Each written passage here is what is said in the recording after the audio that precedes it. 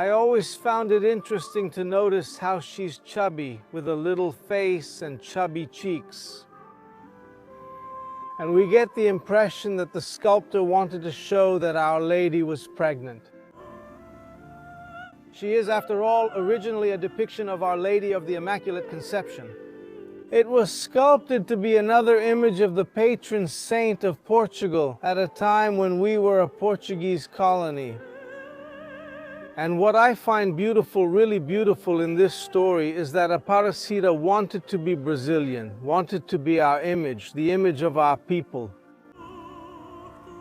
And when I look at her up close like this, I'm looking at our history, at our people, at what we are. And I confess to you that I had never been so close, so close. I had already come here to this chapel, but I had never come up to look so closely and to be able to admire.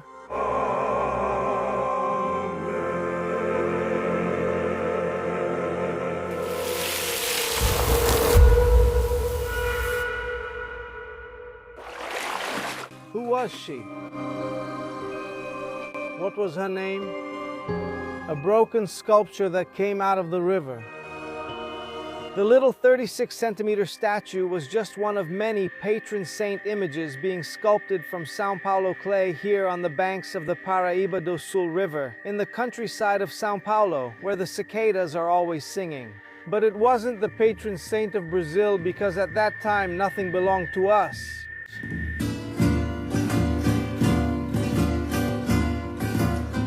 One day back around 1650, it was sculpted and placed in a kiln to become Our Lady of the Immaculate Conception, similar to the many saints that the colonizers kept on the altars of Portugal and its colonies like Brazil. After the head was reattached, the little saint looked like this. Her feet on the moon, a little belly like someone who's pregnant, and her hair short because the fine clay of her long hair broke off and never showed up again.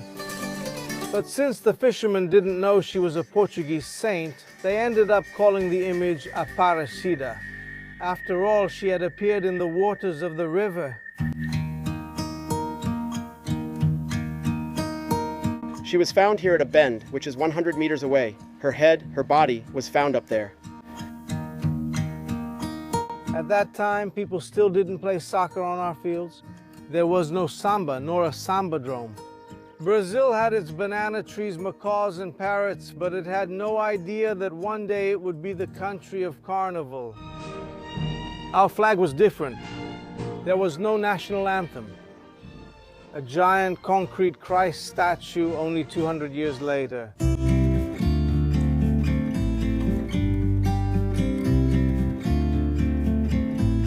When she began to be worshipped in a small chapel by the roadside not far from here on the banks of the Paraíba do Sul River, and of course after many miracles were attributed to her, Our Lady of Aparecida became what was perhaps the first symbol of Brazilian national identity, and soon she became part of our history, the city Brazil.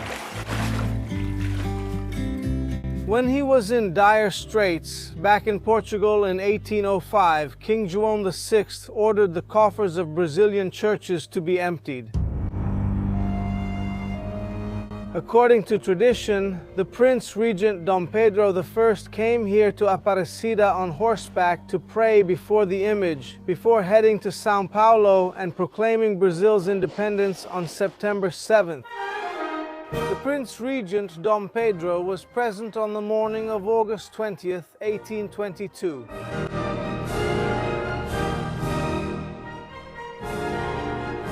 But after that, Dom Pedro I became greedy, just like his father, and left the sanctuary in a terrible situation.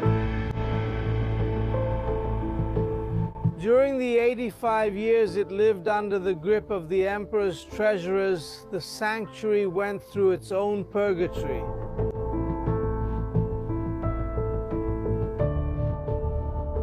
The treasurers stole without any shame. Would you believe me if I told you that they blocked the donation box that was here on this altar in what is now the old Basilica, so that later an employee who was in cahoots with them could take the donation money and put it in his own pocket? Shameless! They stole from the saint right in front of the saint. And according to what the newspaper of the time reported, the saint could barely be seen through a thick layer that negligence had allowed to accumulate there. Until a tough priest showed up here. Joaquim de Monte Carmelo from Bahia stood up to the imperial thieves and denounced the theft. Against everything and everyone, Dom Carmelo built this church, which would later become the first Basilica of Aparecida.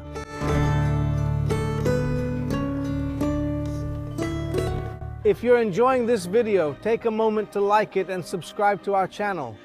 And if you want to go deeper and support Infinite Journey with Rodrigo Alvarez, check out our courses at rodrigoalvarez.site. Back in those days of neglect in 1968, Princess Isabel came here to pray. She brought the little saint a crown with 300 grams of gold and 40 diamonds. It was as if she was saying, I give you something I will never use, since the princess herself would later be exiled from Brazil. And the gesture was so full of symbolism that later people started saying that the little saint had become even darker because she had been crowned by the liberator of the slaves.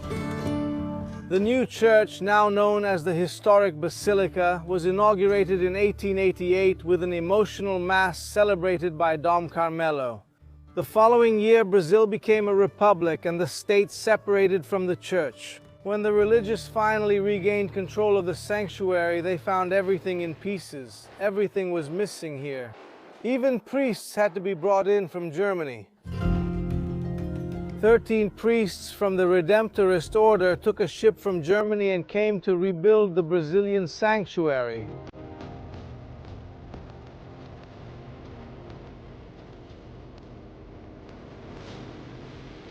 In 1930, Cardinal Leme managed to have Pope Pius XI declare Our Lady of Aparecida the patroness of Brazil. This is the original document from October 17, 1930, with the papal seal, obtained by the same Cardinal Leme, who had supported Getulio Vargas at the moment when he carried out a coup d'etat. The historic photo shows Cardinal Leme leaving the presidential palace with the now former President Washington Luiz. At the official ceremony in 1931 in Rio, Getulio wanted to look good in the photo. He held Aparecida in his hands, but he looked awkward there. Until the Cardinal whispered in his ear, "You're supposed to kiss it, Mr. President." Months later, during the Revolution of 1932, the priests offered the sanctuary as headquarters for the constitutionalist troops of São Paulo. The seminary, which today houses the inn at Bom Jesus, was strafed and attacked by planes from Getulio's federal troops. One early morning, the little Aparecida statue was taken by train to São Paulo, where she was hidden. The devotees never knew that for many months they prayed in front of a copy of the sacred image. After coming to power in the 1964 coup, the military realized how strong the Brazilian people's faith in Our Lady Aparecida was, and the document they sent was also huge.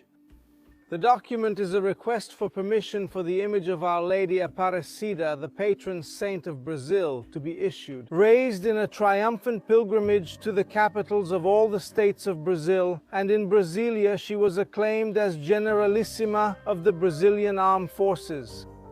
Signed by the President of the Republic, Castelo Branco. Everyone wanted to cash in on her. Good Lord, I've already lost count of how many politicians took advantage of the image of the little saint, trying to make people think they were the miraculous ones.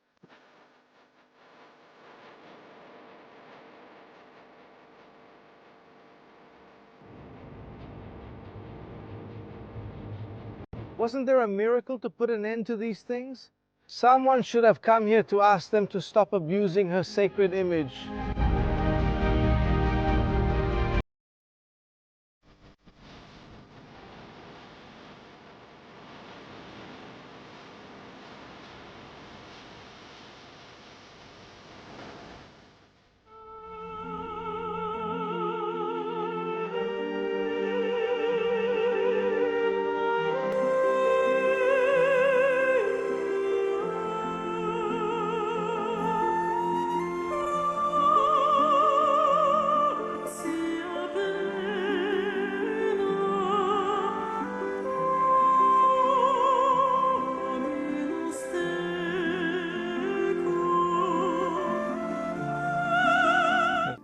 always found it interesting to notice. Since she's chubby, she has a little face with chubby cheeks. And we get the impression that the sculptor wanted to show that Our Lady was pregnant. She is, after all, originally an image of Our Lady of the Immaculate Conception. It was sculpted to be another image of the patron saint of Portugal at the time when we were a Portuguese colony. And what I find beautiful, really beautiful in this story is that Aparecida wanted to be Brazilian, wanted to be our image, the image of our people. And when I look at her up close like this, I'm looking at our history, at our people, at what we are. And I confess to you that I had never been so close, so close. I had already been here in this chapel, but I had never come up to look so closely and be able to admire